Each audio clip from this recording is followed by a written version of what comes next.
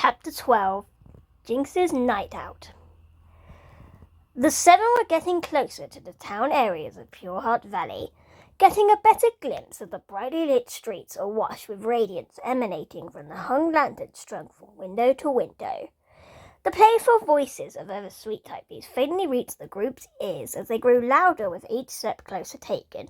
The same was said about music and the jingling of toys. Sounds like the pie cutting ceremony is coming very soon. Momo notified her friends in the sheriff's department. Her frog and fox friends, plus Adorabat, were rather giddy at the anticipation of pie. Badgerclops was in a similar mood, but leaned more to the salivating side. I can't wait, the badger shuddered in a pseudo-whisper. Let's go. At the same time, the little ghost that was disguised under the modified bedsheet was excited as well. This was going to be the first time it was going to see an actual sweet typey celebration, one where people would live and behave happily without fear of anything that was coming to ruin the lively mood. The ghost hoped it would be able to live among them without fear as well. It also inwardly praised the Adorabat and Badgerclops for their help in giving it the best Harvest Moon costumes suited for it. It never would have imagined that it could have just gone at itself. The seven were just within reaching distance of Town Square, where all the other sweet typies have gathered in preparation for witnessing the pie-cutting event, when Momo spoke up in a worriedly frantic tone. My heart! Where's my heart? Everyone's attention was turned to Momo, who was currently bent over and looking left and right across the grass and surrounding shrubs, her breathing rapid as indicative of a panicking state of mind. As she just asked of everyone, the top of her head was completely bare of her pointy hat that she was wearing as part of her costume earlier. Everyone watched her look long enough for her to get on her knees and look further to the ground. Did you lose your hat? Momo asked her, not caring that he just stated the obvious.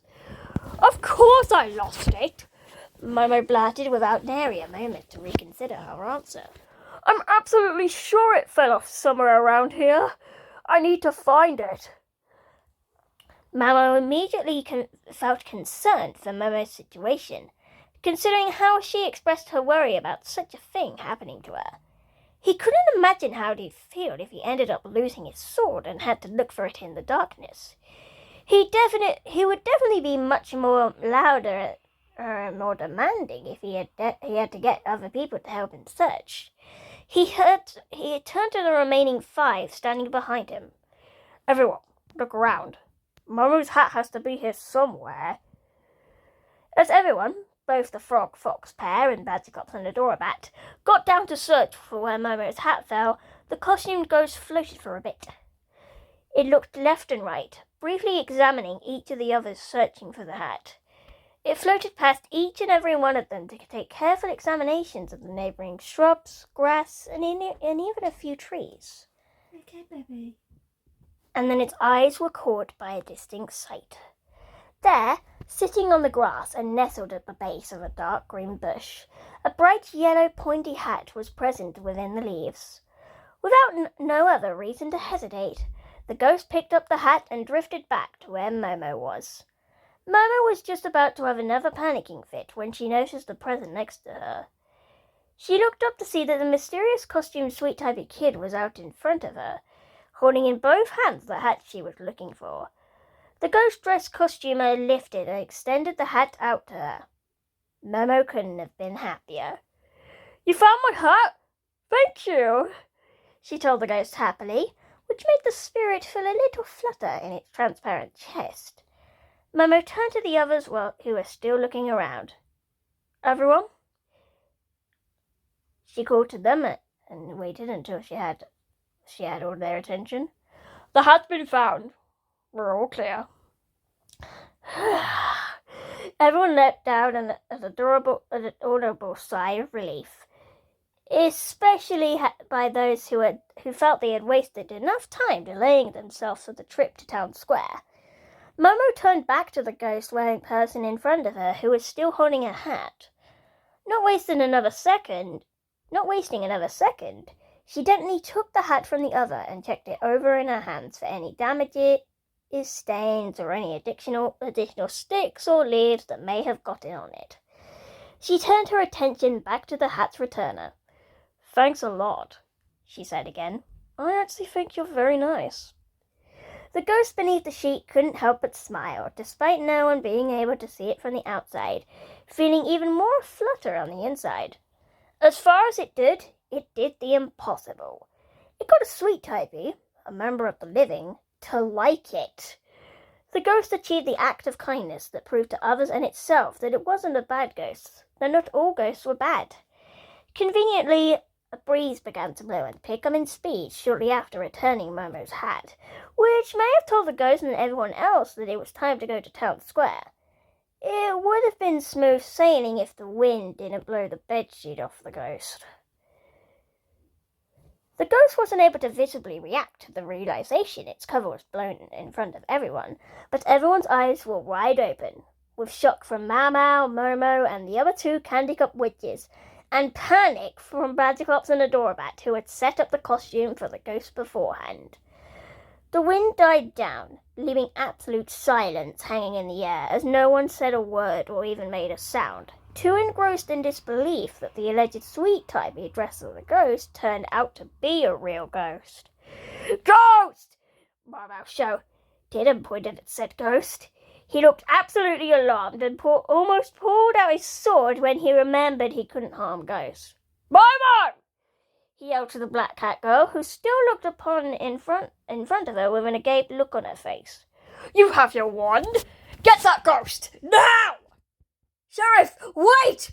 I know it's a ghost!" Momo yelled back to Mama once she snapped out of her stupor. She turned back to face the ghost, which continued to just float in front of her without doing anything else. Her mind was racing with thoughts. She had no idea that there was an actual ghost under that ghost costume. Apart from asking if this was some kind of joke, this was the first ghost she had seen since the attack on the school all those months ago. She'd remembered how she read that all ghosts were different, that not all of them were malicious like the ones she neutralized with her magic. He felt like she was being tugged at from both sides. One side telling her what to do what Mama said and attack the ghost without taking any risks, and the other side telling her to spare the ghost and give it the chance after the act of kindness it showed her in returning her hat. She spoke again, but this time directed to the ghost. "You didn't want to scare anyone, did you?" The ghost didn't speak, but shook its head gently that indicated a no, even softly putting both of its hands together in an awkward manner to show non-aggression. Mama seemed to notice the ghost's lack of hostility, even as it hovered very close to Momo. "Momo?" he called to her a little more quietly. "What are you doing?" Momo didn't answer right away.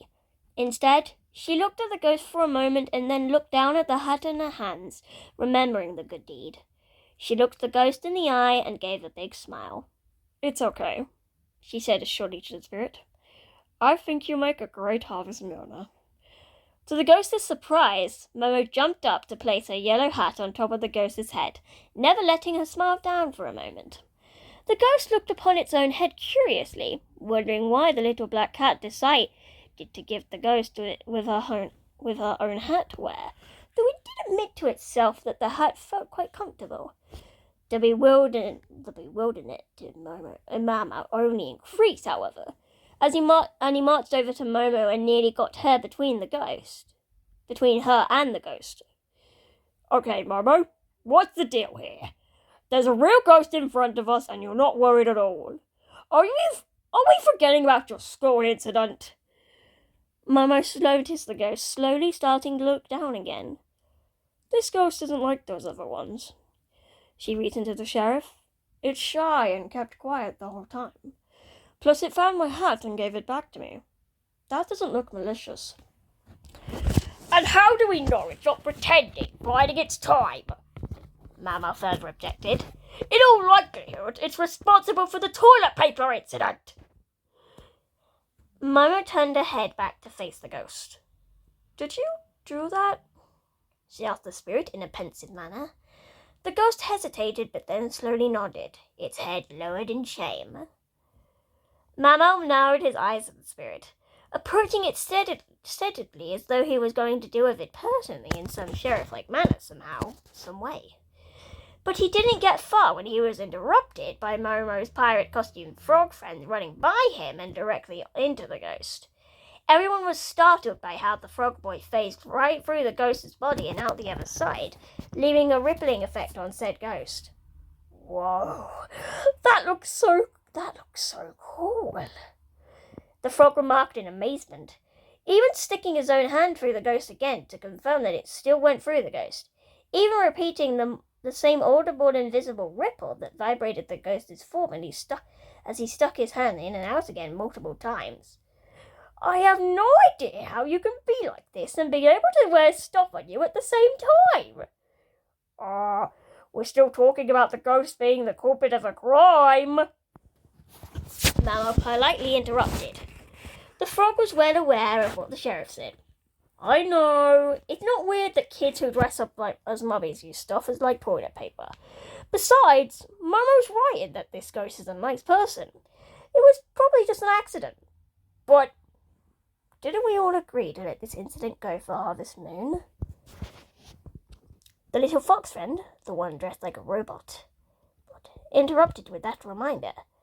Momo paused upon remembering that agreement. He definitely agreed that he wasted enough hours chasing after a small-time felon, and he enjoyed Harvest Moon as much as the next person. But still, this was a ghost. He took another long look at the ghost, who also exchanged eye contact with him as well. Momo analyzed the spirit long, hard, and carefully. He decided to use the ghost's current attention on him to get one last confirmation in. You.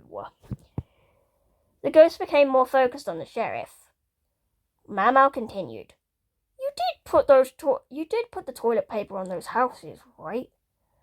The ghost slowly nodded again, looking kind of sad. Why?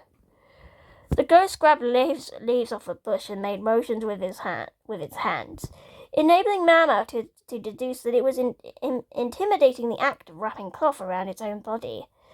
The ghost continued the demonstration, moving in one direction after doing a charade action indicating the end of the cloth getting caught onto something. It used another nearby bush as a reference point. Everyone's eyes followed as the ghost continued to move, then seeing the spirit slow down and then launch itself into the air like a spring-loaded toy, zinging in several directions up above before nose-diving back to the ground again.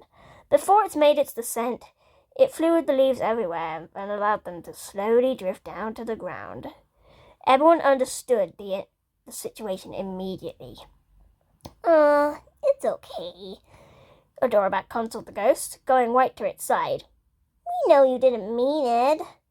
She tried to give it a comforting pat, but her wings ended up phasing through its transparent body. Whoa! Adorabat became amused in a flash. It really does feel like touching mist.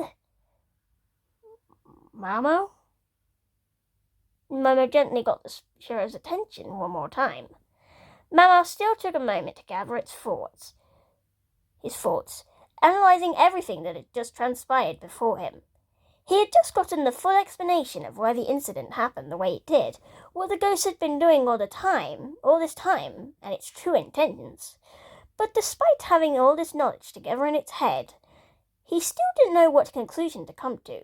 Well, did he really want to be bothering with this? It was almost time to be headed to town square. Momo spoke to the ghost one last time. All right, you can go. He was completely calm and diplomatic as he spoke. I can see you mean no harm and you want to have fun, but... He emphasized a strong pause, making the ghost tense up momentarily. I'll be willing to go as long as you don't try anything funny. You get my drift? The ghost nodded rapidly, not wanting to unnecessarily incur the wrath of the fierce-looking sheriff. Momo, on the other hand, wasted no time at all with indulging the ghost in getting prepared for the Harvest Moon mood. Here! She exclaimed jovially to the ghost. Without saying more, she placed her basket, the one she had held in her hands and gathered neighborhood candies in this whole time, into the hands of the ghost, giving the spirit the chance to indulge in candy holding of its own. The ghost looked upon the basket of candy in its hands, relishing the new opportunity to further move among the sweet typies like a true harvest mooner. It felt happy. Come on, let's go, Momo implied the ghost, gently taking the spirit by the hand and pulled out along with her as the rest of the group went for town square. It was almost time for the pie cutting and no one wanted to be late. The ghost smiled. You know, I don't think it's practical just to call you Ghost all the time, Momo amicably said to the ghost. How about a name? The ghost tilted its head in confusion, as though it never heard of the concept of a name before. It didn't stop Momo regardless. How about Jinx? The ghost perked up in curiosity. Some of the group did too. Why Jinx? Momo asked Momo on the ghost's behalf. Because the ghost really brings a sense of magical joy to the season, Momo answered without a doubt in her mind. Not to mention how wacky it is to find something fittingly good for the holiday. She referred back to the toilet paper fiasco from earlier that was so easily the result of the ghost's costume troubles. She turned back to the ghost. What do you think?